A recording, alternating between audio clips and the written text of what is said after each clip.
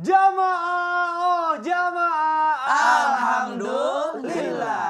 Alhamdulillah jamaah, masih di Islam itu Indah. Dan hari ini kita sedang membahas tema yakin gak mau punya anak. Masya Allah. Baik jamaah, sebelum kita masuk ke pembahasan lagi, saya mau ajak dulu jamaah untuk menonton tayangan berikut ini. Silakan. Bahagia tadi. Aduh, Masya Allah, kita ikut bahagia. Ya sampai suaminya nangis, itu pun pasti Saya aja nonton nangis. Aku juga berkaca-kaca. Gimana rasanya menunggu 7 tahun Betul, itu. 7 tahun, aduh Ustaz Masya Samdi Allah. aja menunggu berapa bulan gak rasa. Betul, betul. Gak tenang. 3 bulan. Aduh, 3 bulan. Masya Allah. Baik, nah aku izin bertanya nih sama Ustadz Hilman nih. Iya. Ustadz, bagaimana nih jika suami istri gitu ya sudah melakukan ikhtiar semaksimal mungkin agar bisa punya anak, tapi sudah bertahun-tahun, mohon maaf nih belum bisa dikasih keturunan juga. Apakah ini artinya pasangan ini memiliki dosa di masa lalu yang membuat akhirnya terhalang mempunyai anak? Sesuai tadi pertanyaan aku, tapi bagaimana tuh Ustadz? Mohon penjelasannya guru, silakan. Baik, Ustaz Maulana, Ustaz Syam, Ya. Mas Bigdan. Ya. Jamaah Islam itu indah yang dicintai Allah. Hadirnya anak dalam rumah tangga itu tentu adalah ketentuan dan kehendak dari Allah Subhanahu wa taala. Untuk kita yang sudah diamanahi anak, bersyukurlah dengan cara mendidik dan merawat dengan baik. Untuk kita yang masih belum diamanahi seorang anak, teruslah bersabar dan berikhtiar menghadirkan yang terbaik. Semoga Allah mampukan dan pantaskan kita mendapatkan amanah seorang anak. Bicara tentang apakah karena ada dosa di masa lalu sehingga menjadikan ketentuan ini datang dalam rumah tangga kita. Jawabannya boleh jadi iya. Merujuk Quran surat Asy-Syura surat ke-42 ayat 30. Allah Subhanahu wa taala berfirman, "A'udzubillahi minasyaitonirrajim. Wa ma asabakum mim musibatin fabima kasabat aydikum wa ya'fu an katsir." Dan apa-apa musibah, sesuatu yang tidak menyenangkan dalam hidup kita, itu diberikan, ditimpakan oleh Allah disebabkan karena ada ulah tangan kita sendiri. Karena ada dosa, kesalahan yang kita lakukan sendiri. Dan Allah sedang memaafkan lebih banyak dari kesalahan yang pernah kita lakukan. Maka sikapnya 2. Yang pertama bertaubat, dan yang kedua berdoa. Bertobat kepada Allah atas apa yang pernah terjadi di masa lalu. Setiap kita punya kesalahan, karena manusia tempatnya salah. Tapi percayalah, Allah itu mencintai orang yang banyak dosa, kemudian dia bertaubat, daripada orang yang soleh, sedangkan dia merasa tidak punya salah dalam hidupnya. Innallaha yuhibbut tawwabina wa yuhibbul mutatahhirin. Maka yuk bersama dengan pasangan kita, sama-sama kita meniti hari, menata waktu yang ada, menyesal dengan kesalahan kita. Berhenti melakukan kesalahan itu. Dan benar-benar memperbaiki kehidupan ke depan dengan kebaikan dan kebaikan. Nah selanjutnya kita berdoa kepada Allah. Karena yakinlah di antara yang bisa merubah takdir itu adalah doa. Maka ad-du'a usilahul mu'min. Doa itu senjatanya orang beriman. Jika kita sudah menguatkan doanya, semoga Allah dengan segala ketentuannya menghadirkan kebaikan untuk kita. Ingat, tidak ada yang tidak mungkin dalam pandangan Allah. Ketika Allah sudah mau, ketika Allah sudah ingin, maka Allah tinggal berikan kun fayakun. Jadilah maka terjadilah. Maka untuk yang belum diberikan amanah seorang anak, teruslah berikhtiar, bersabar. Banyak kok kisah rumah tangga yang belasan tahun nunggu hadirnya seorang anak, kemudian Allah takdirkan hadirnya seorang anak. Taubat dan dosa, taubat dan doa. Ya, mudah-mudahan ini kekuatan bagi kita semua. Amin ya rabbal alamin. Allah. Jadi kuncinya tobat dan doa ya. Baik, terima kasih Ustadz Hilman. Ustadz Maulana izin bertanya. Nah ini, jadi sebetulnya menurut sudut pandang Islam, apakah keistimewaan memiliki anak dan menjadi orang tua? Keistimewaan orang yang punya anak, ada orang yang diangkat derajatnya. Kenapa? Ada orang diampunkan dosanya. Kenapa? Ternyata doa-doa ampunan, permohonan ampunan dari anak-anaknya.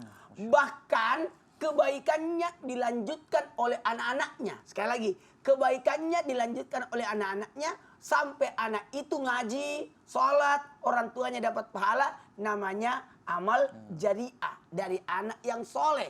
Kemudian kalau ditanya, apa sih kedudukan orang? Jelas akan dipanggil ayah, ridha Allah fi ridal walidain, sutullah sutul walidain, kedudukannya luar biasa. bagi orang yang memiliki anak, baik itu anak laki-laki maupun anak perempuan, terlebih lagi anak perempuan, karena banyak dalilnya diberikan bangunan istana kemuliaan bagi orang yang punya anak. Saya saja punya 4 anak, masih pingin punya anak lagi.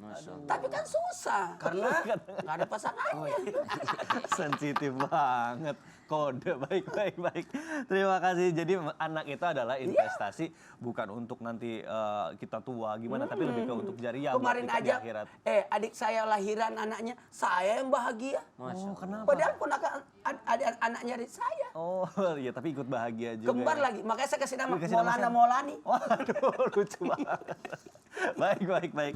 Ustaz Maulana, terima kasih. Masya Allah penjelasannya. Baik jamaah Islam itu yang dirahmati Allah, kita akan melanjutkan pembahasan kita. Selanjutnya saya mau ke Ustaz Syam nih. Ustaz Syam, Afwan izin bertanya. Aku pernah dengar katanya Nabi Muhammad SAW itu nanti katanya akan bangga gitu dengan bangga. banyaknya umatnya Masya gitu ya Allah, nanti di tabarakallah. hari kiamat. Tapi bagaimana nih, mohon maaf, dengan pasangan yang memilih child free itu bukan karena keinginannya, tapi memang karena tidak memiliki tidak bisa memiliki keturunan gitu, tidak bisa mempunyai anak. Apakah benar mereka akan disiapkan anak katanya nanti di surga? Masya Allah. Nah, ini mohon penjelasannya di guru nih. Baik, Silakan. bismillahirrahmanirrahim. Tabe, Ustaz Hilman, Ustaz Maulana, Mas Mikdad, serta guru-guru kami yang dimuliakan Allah Subhanahu wa taala. Jamaah Islam itu indah yang senantiasa bersabar dalam menanti buah hati. Kenapa disebut bersabar? Sabar itu bukan berarti menyerah, diam saja, tidak. Sabar itu adalah tidak berhenti untuk berusaha. Dia bersabar dengan cara berikhtiar daripada periksakan diri, kemudian mungkin ada yang disebut dengan minum obat, ada yang dengan terapi, ada yang mungkin dengan cara sama-sama cek suaminya, istrinya, subhanallah, berbagai macam cara dilakukan agar bisa mempunyai keturunan. Masya Allah, tabarakallah. Jikalau itu diniatkan karena Allah Subhanahu wa ta'ala, maka semuanya bernilai ibadah. Kemudian yang kedua, jikalau diniatkan untuk memperbanyak daripada umat baginda Nabi Muhammad SAW, maka itu adalah daripada kebaikan ataupun bernilai ibadah. Bukankah setiap insan yang melangsungkan pernikahan, maka hendaklah dia berniat karena hendak untuk memperbanyak daripada umat baginda Nabi SAW. Jadi niat menikah salah satunya, kata Imam Al-Ghazali, itu adalah untuk memperbanyak umatnya baginda Nabi Muhammad SAW. Jangan sampai salah niat orang yang hendak menikah, cukup untuk menghalalkan saja, tidak, tapi untuk memperbanyak keturunan ataupun daripada umat baginda Nabi Muhammad SAW.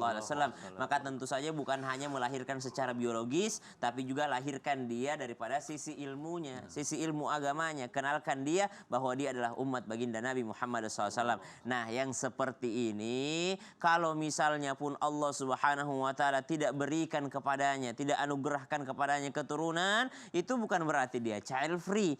Itu bukan berarti pilihan dia. Ada yang bisa di tangan manusia, ya, ada juga yang memang kehendak Allah Subhanahu wa ta'ala tidak bisa diganggu gugat. Kalau memang sudah seperti ini, apakah nanti akan diberikan oleh Allah Subhanahu wa ta'ala anak di surga?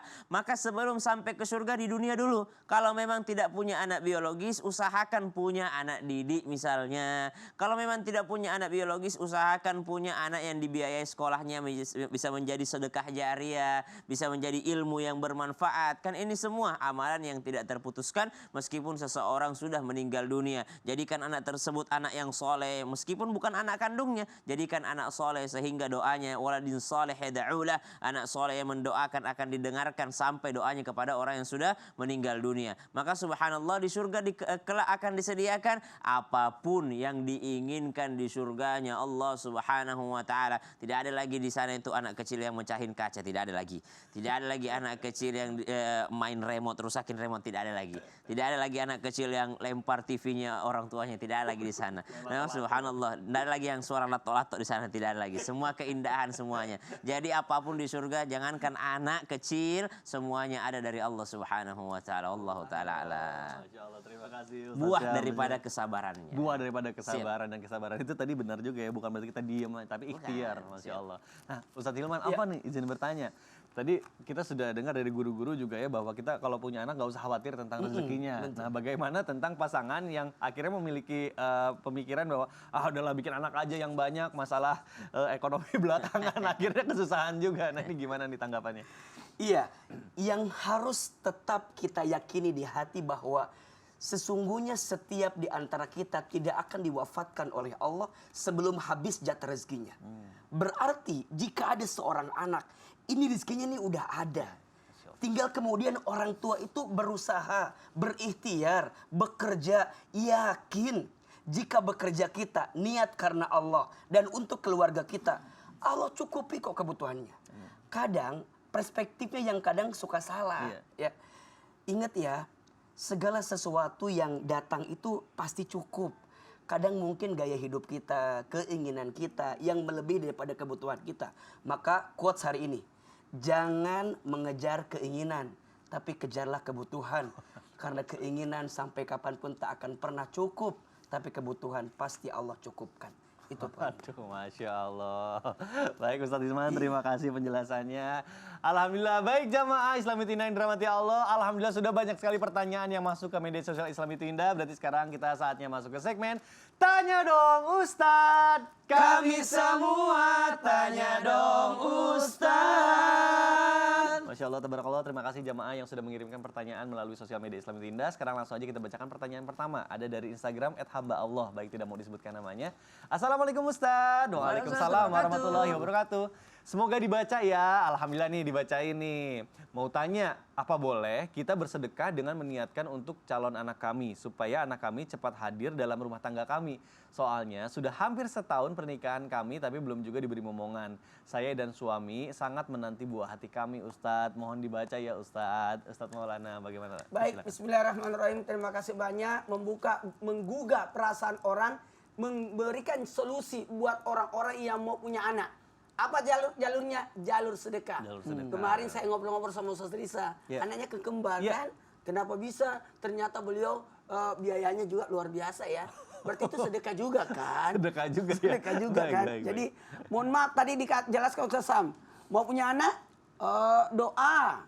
Ternyata ada lebih cepat daripada doa. Apa tuh Ustadz? Sedekah. Oh. Ternyata sedekah itu lebih cepat daripada doa. Jadi ketika orang bersedekah, itu bisa menyebabkan dia dapat anak. Kenapa? Karena memperlihatkan kemampuannya kepada Allah. Dan itu bisa memancing hadirnya anak dengan adanya sedekah. Kenapa ada orang membeli kesembuhan dengan membayar dokter, beli obat. Bisa jadi itu adalah bentuk sedekahnya. Betul. Termasuk upaya untuk punya anak sampai orang keluarkan uang sampai 500 juta. Waduh, gede juga Kalau ya. 4 kali gagal 2 miliar ya. baik. Jadi sedekah disertai dengan doa ya. Iya. Masya Allah. Luar biasa. Dan ikhtiar juga tentunya ya. Harus. Baik. Mau Terima. punya anak sedekah tapi tidak punya pasangan. Tadi seperti siapa ya? Baik, terima kasih Ustadz Maulana penjelasannya. Kode terus Ustaz Maulana, ya Allah. Saya kan cuma kasih senjata, Anda yang serang. Mengkode dirinya sendiri. Baik, terima kasih Ustadz Maulana. Mudah-mudahan terjawab. Sekarang kita lanjut ke pertanyaan kedua. Ya. Ada pertanyaan dari Instagram @hambaAllah. Assalamualaikum Ustadz. Waalaikumsalam warahmatullahi wabarakatuh. Saya dan suami baru 2 tahun menikah, tapi mertua sama suami mungkinnya selalu nagih kapan saya bisa memberi cucu. Bahkan pernah nih mertua mengancam saya jika tahu tahun depan saya belum berhasil memberikan cucu, suami saya malah diizinkan untuk mencari istri baru. Astagfirullahaladzim. Yang subur dan bisa memberikan cucu untuknya. Hati saya hancur berkeping-keping Ustadz. Kita berdua juga sudah berusaha, tapi apakah sebaiknya saya menurunkan permintaan mertua saya dan mengizinkan suami untuk mencari wanita lain yang bisa memberikan keturunan untuknya? Wah, ini berat sekali. Mungkin ini harus dijawab melalui tausiah oleh Ustadz Hilman. Silakan Guru. Tafadhol. Masya Allah. Sebenarnya Ustaz Syah, Mas Bigdan. Ya. Jamaah Islam itu indah yang dicintai Allah. Satu kali ada seorang sahabat yang menikah. Kemudian datang sahabat lain mendoakan dengan kalimat birrofa'i wal banin. Semoga pernikahanmu bahagia dan banyak anak. Itu doanya. Kemudian sahabat ini mengatakan, janganlah engkau mendoakan aku seperti itu. Kenapa? Karena Nabi tidak mengajarkan seperti itu. Apa yang Nabi ajarkan? Barakallahu lakuma wa baraka alaikuma wa jama'a bainakuma fi khair. Semoga Allah berikan keberkahan untuk sesuatu yang membahagiakan di rumah tanggamu, dan Allah memberikan keberkahan untuk sesuatu yang barangkali tidak membahagiakan di rumah tanggamu, dan semoga Allah kumpulkan kalian berdua dalam kebaikan.